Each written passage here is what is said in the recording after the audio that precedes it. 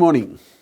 One of the issues that many of us keep thinking about is whether teaching in a business management, in a business school, teaching a business management curriculum, is it very different from teaching in a typical science or an engineering institution? This is one question people always think about. I may be a professor, a budding professor in a business school, but this thought is in my mind.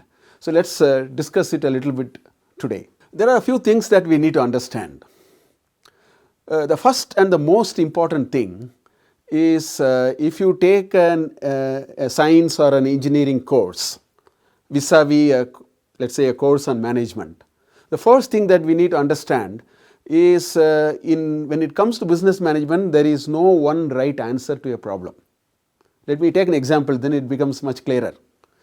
If you drop a stone of a certain weight, let's say about half a kg, and we drop it from a height of, let's say, some 4 feet, and this is a typical Newton's gravity kind of a problem. So if you want to know when will it reach the ground, which is 4 feet below, a stone of weight half a kg, there are no 100 different answers for it. There is only one answer. Depending upon how we calculate the acceleration of the stone, their resistance and so on, we can precisely say probably in nanoseconds when it will reach. Compare this with teaching a problem. There is a certain problem a manager faces, maybe in marketing operations, whatever it can be, or an OB problem, organizational behavior problem. Now the question is there a single answer? Probably there is no single answer. So this is a very important thing for us to understand. When we teach in a business school, we ourselves must understand that there is no one answer to a problem. Therefore, the more we are able to show scenarios, the more we are able to discuss in terms of under these situations what should we do, under these situations what we should do, that person is a better professor in a business school. So that's why the first thing we need to understand is no one right answer to problems. The second thing which also we need to understand is when we teach in a business school, we have to be very clear that the problem that we may be discussing, it may be a course on marketing, for example, but we should always understand and we should be able to communicate this as much as possible to the students that there is no such thing as a marketing or an operations problem. There is nothing like that. There may be a dominance of a marketing problem in a marketing course.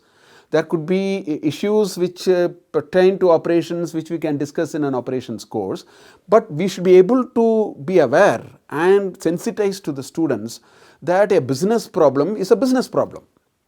There is nothing like a marketing problem and operations problem. So to the extent possible, we should be able to develop that kind of an orientation amongst the students.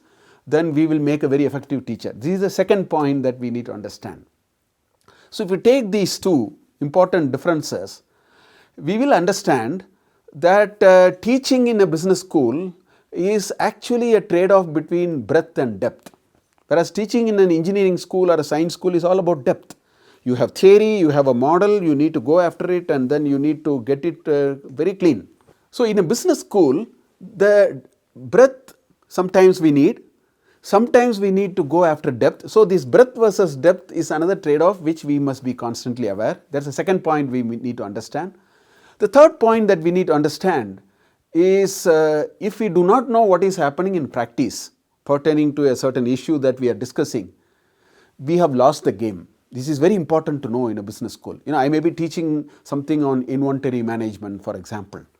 I must really know what is the kind of inventory investments in different sectors of industry, what's happening, who is carrying more inventory and less inventory. So I think we need to spend a little time thinking about all these issues.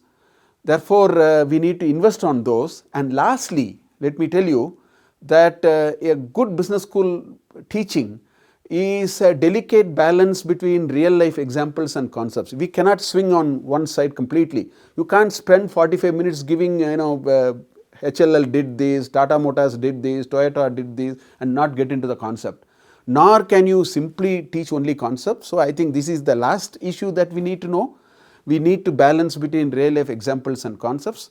I think if you are aware of it, over a period of time we will balance all these and we will make a great and an effective teacher in a business school. I hope you will find some of these things interesting to reflect upon. Thank you.